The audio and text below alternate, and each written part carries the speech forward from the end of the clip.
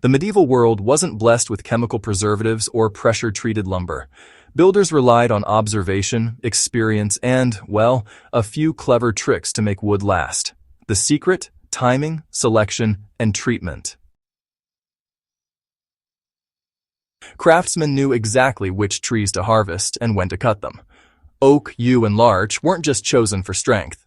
They had natural compounds that resisted fungi and insects. But it wasn't just the type of wood. The timing of the cut mattered as much as the species. Trees felled in late winter or early spring, when sap content was low, were far less prone to decay. Once harvested, the wood underwent careful seasoning.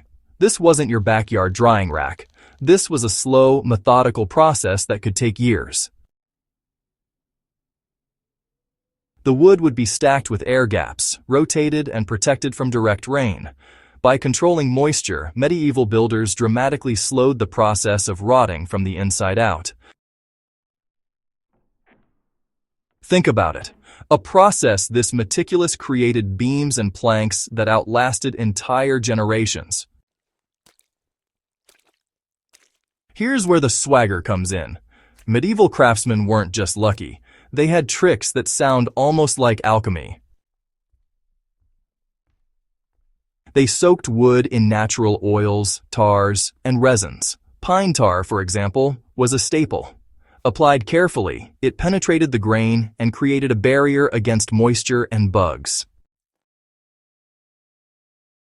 Other recipes included linseed oil, beeswax, and even combinations of plant extracts. These treatments weren't just decorative, they were a shield that turned wood into a near-indestructible material. Some structures used charring, a technique that might sound extreme.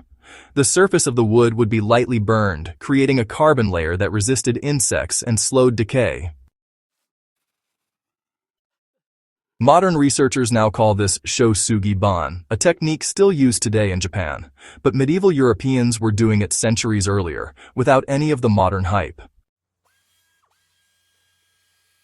Here's a truth that often gets overlooked. It wasn't just the wood that lasted, it was how it was used. Medieval engineers designed with drainage and airflow in mind. Beams were raised off the ground, joints were angled to shed water, and roofs were steep to prevent pooling. Even the way a bridge or hall was oriented mattered. Sun exposure and wind circulation were factored into longevity.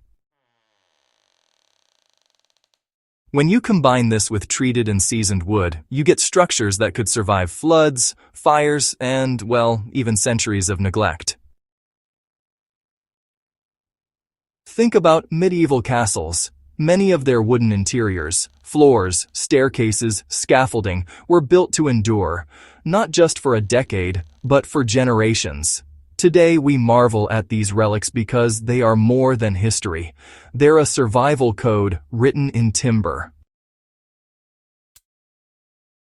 You don't need to build a castle to use these insights. This medieval knowledge translates directly to modern survival. Well, start by understanding your wood. Choose the right species for your environment. If you're storing firewood or building a shelter, let it dry slowly, protected from rain and sun. Treat it with natural oils or resins. These aren't just old wives' tales, they're scientifically validated strategies. Even a simple charring on planks can give you, honestly, decades of added life.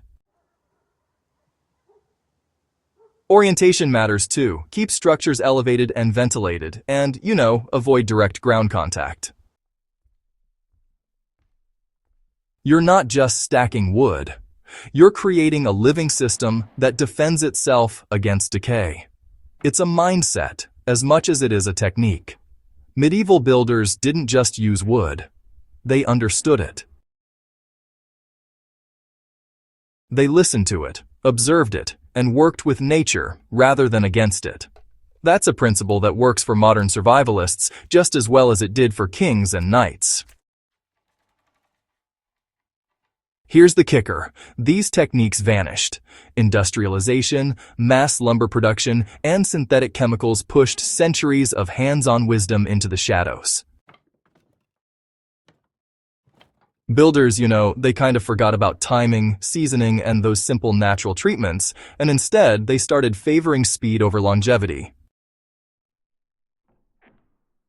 These days, most modern wood, well, it just fails after a few decades unless it's got some kind of chemical support.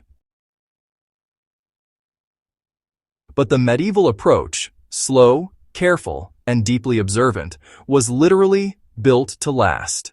When rediscovered, it still outperforms many modern methods, proving that ancient survival strategies often trump contemporary convenience. The next time you see a medieval cathedral or a timber bridge still standing against all odds, remember, this wasn't luck. It was skill, strategy, and an intimate understanding of wood. These survival techniques are not just for historians. They're blueprints for anyone who wants to build to last, whether it's a garden shed, a tiny cabin, or a fortress of your own design. So if you've loved unlocking this lost medieval code with me, smash that subscribe button and share this video. Spread the word. Let's make sure these secrets don't vanish again. Medieval mastery is not just history. It's survival intelligence that's ready for you to use today.